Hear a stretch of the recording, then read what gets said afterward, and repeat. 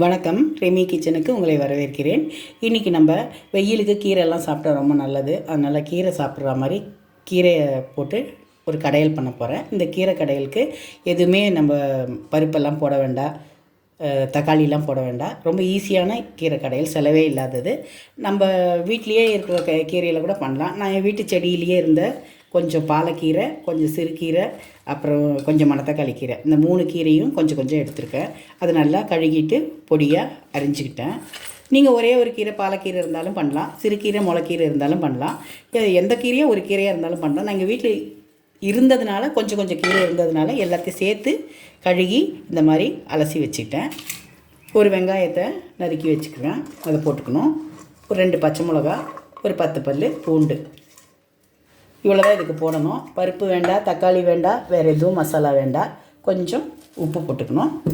ஒரு அரை கிளாஸு தண்ணி ஊற்றிக்கிட்டால் போதும். ஏன்னா கீரையில் கொஞ்சம் தண்ணி இருக்கும். 2 விசில் தான் வைக்க போகிறோம். அதிகம் தண்ணி வேண்டாம். தண்ணி அதிகமாகிட்டா அப்புறம் தண்ணியை நம்ம கீழே கொட்டிடுவோம், அந்த சத்தெல்லாம் போயிடும். அதனால் அதிகம் தண்ணி இல்லாமல் இது நம்ம இப்போ ஸ்டவ் மேலே வச்சுருவோம். இப்போ குக்கரை மூடிட்டு 2 விசில் வச்சுப்போம். 2 விசில் வெந்த உடனே கீரை எப்படி வந்திருக்கு நம்ம பார்க்கலாம்.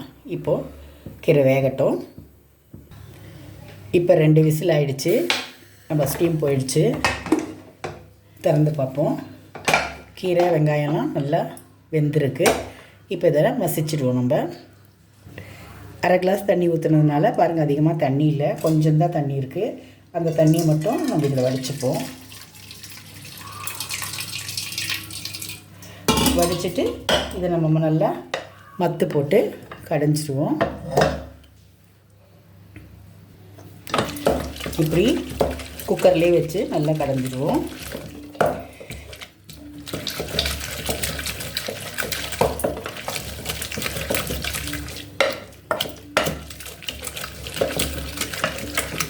இப்படி கடைஞ்சிடுவோம். கடைஞ்சிட்டு பார்க்கலாம்.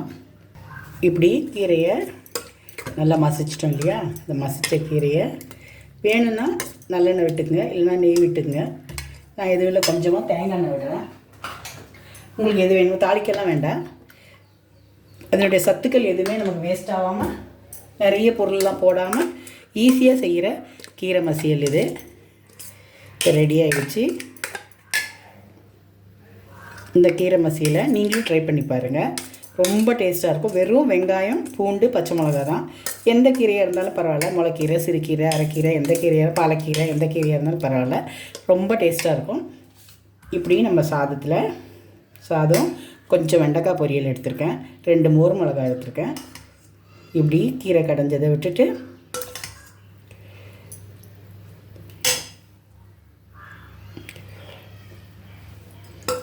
இப்படி கீரை கடைஞ்சதை விட்டுட்டு நம்ம சாப்பிடும்போது ரொம்ப டேஸ்ட்டாக இருக்கும். இதே மாதிரி நீங்களும் கீரை கடைஞ்சி இந்த மாதிரி ஏதாவது ஒரு வறுவலான பொரியல், ஏதாவது காரமாக ஒரு பொரியல் பண்ணிவிட்டு மோர் மிளகாவோ இல்லை ஊறுகாவோ வச்சுட்டு சாப்பிட்டு பாருங்கள். ரொம்ப ஈஸியான சிம்பிளான ரெசிபி, ஈஸியான லஞ்ச் இது, ஹெல்த்தியான லஞ்சு. எல்லாருமே இதே மாதிரி ட்ரை பண்ணி பாருங்கள். ரெமி கிச்சன் எல்லோரும் சப்ஸ்கிரைப் பண்ணுங்கள், லைக் பண்ணுங்கள், ஷேர் பண்ணுங்கள். தேங்க்யூ.